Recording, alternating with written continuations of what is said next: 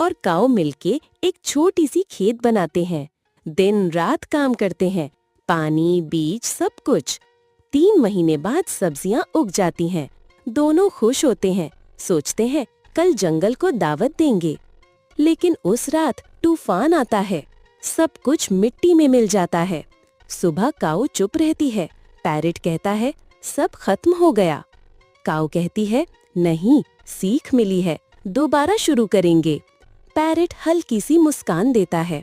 मेहनत बर्बाद हुई लेकिन हिम्मत जिंदा थी। तुम लोग हम दोनों के लिए लाइक एंड सब्सक्राइब नहीं कर सकते हो?